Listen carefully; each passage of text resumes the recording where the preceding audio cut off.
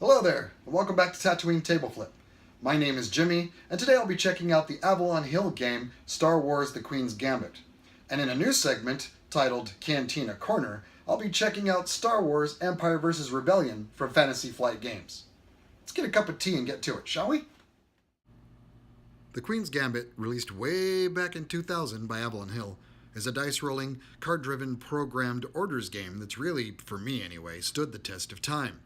Boasting 4 separate playing areas, one of them being a 3D building, a multitude of cards, specialty dice, and over 150 miniatures, The Queen's Gambit was fantastic value for money upon release.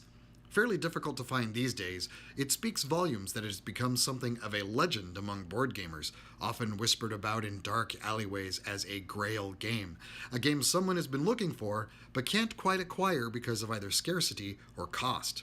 Recently, I've been seeing copies on Amazon going for more than $500, and eBay prices have been over $250.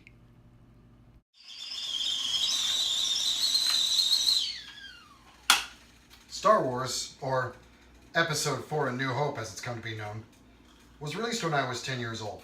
I can remember going to the theater to see it, one of those great big grand old theaters with a single screen, and having to wait in line with my parents almost around the block.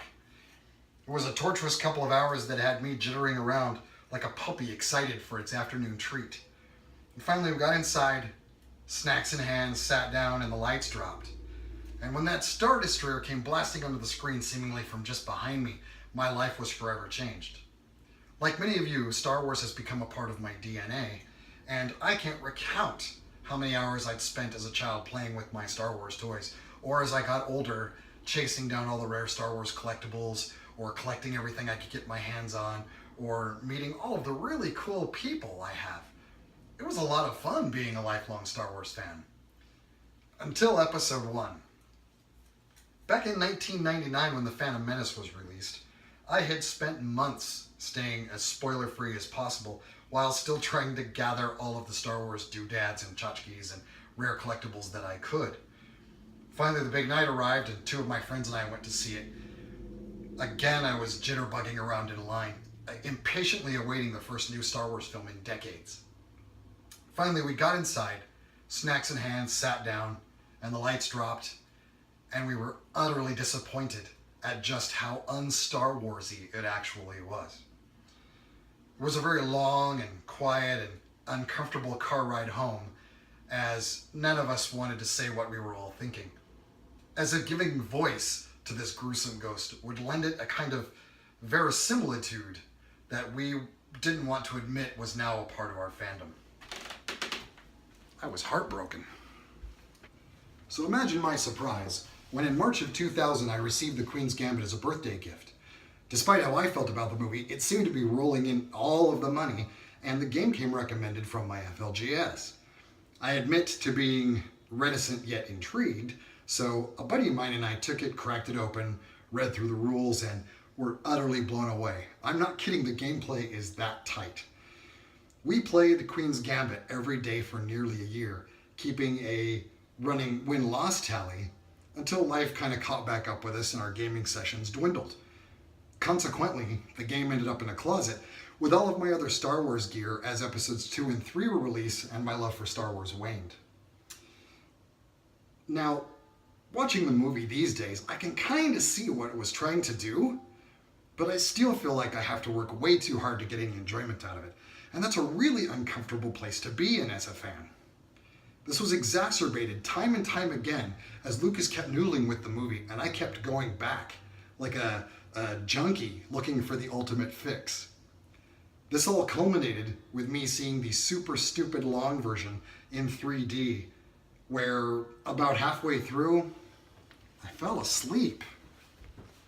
But once I got into the board gaming hobby full on, I pulled Queen's Gambit back out of storage and gave it another spin. The game is so solid, plays so well, and is so much fun that I am completely able to look past its questionable heredity. However, I can't escape its progenitor completely because the theme is so baked in. It actually allowed for a new appreciation of Episode 1, especially the third act, where the game draws most of its influence from. And I know most of you probably love Episode 1, especially if it was your first exposure to Star Wars, and that, in my opinion, might not be a very popular one. That's alright. I don't begrudge anyone a love of Star Wars, regardless of the origin of that love. However, the film simply doesn't work for me. This game, however, it really, really does. Let's have a look. The game is played out over 4 fields of battle. The plains of Naboo, the Theed Palace generator control room back here, or the droid control ship with you and your friend each taking one of 2 sides, either that of the Trade Federation or that of the Naboo. Let's start with the Theed Palace battle, as that's the real heart of the game. The goal of the Naboo player is to get a majority of figures in the throne room, blow up the droid control ship, more on that later, and capture the Viceroy to win the game.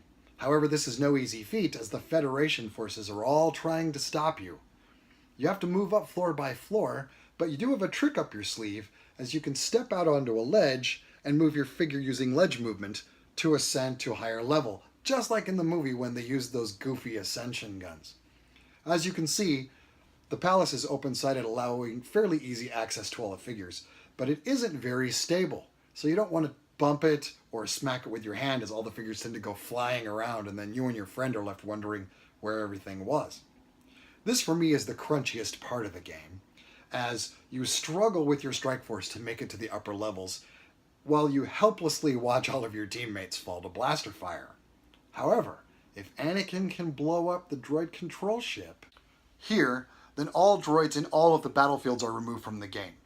This is accomplished by Anakin flying through these defense grids, trying to make his way to the control ship to blow it up. What you do is you roll your dice, add the 2 numbers together, and compare it to the grid he's currently at. If that numbered space is clear, he flies through to the next spot. If there's a droid ship there, he has to try again on a later action. Meanwhile, the Federation player might be throwing these defense cards on top of the grids to make them more difficult to get through, because you have to get through this card and then the grid before you can advance to the next space. Meanwhile, this bit right here, we have Darth Maul facing off against Qui-Gon and Obi-Wan in the Duel of the Fates, arguably the best part of the movie. The fearless Jedi and the evil Sith Lord are furiously trying to beat the bejesus out of each other, all for a chance to join the battle back in the palace, where they can turn the tide for either the Naboo or the Federation. And believe me, once one of them gets in there, the game's all but over. I like this part of the game quite a bit, although after a few plays it became my least favorite battle of all 4, mainly because it's very random. It's all just dice chucking. There's no real tactical decisions to speak of. The end is grand, but the means don't justify it, which is a real shame, as this feels like a huge missed opportunity and really pales in comparison to the battle for the Naboo plains. Look at all this stuff.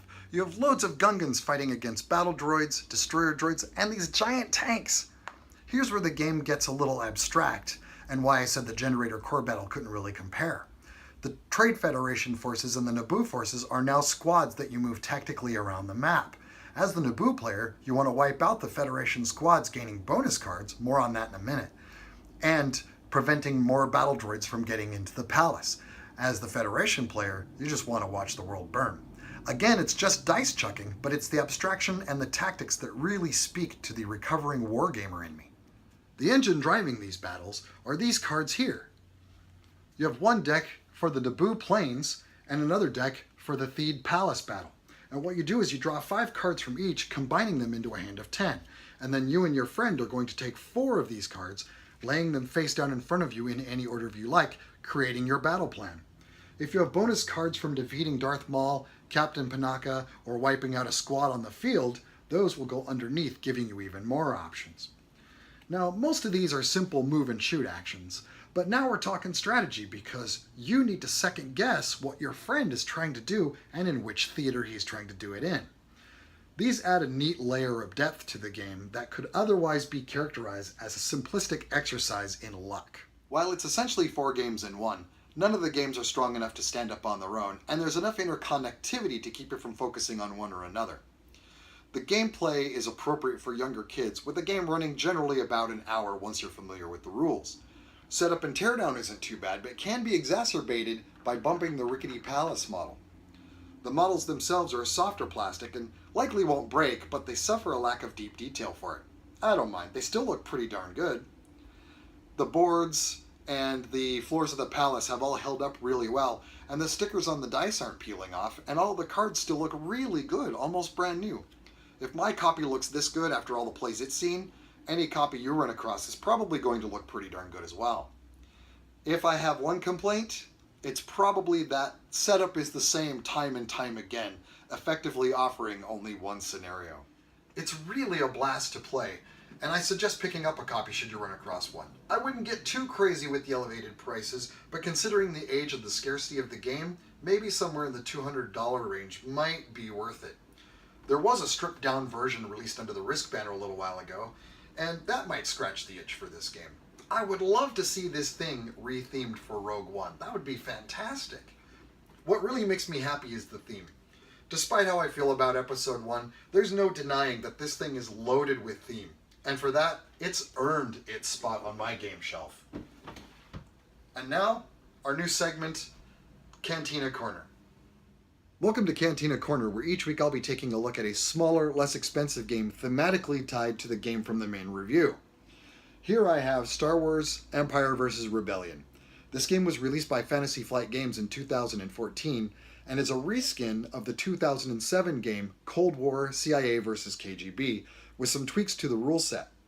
You and a friend decide who's going to play the Empire and who's going to play the Rebellion, and during the game you're going to flip cards from your deck, playing them to your area, vying for control of these event cards.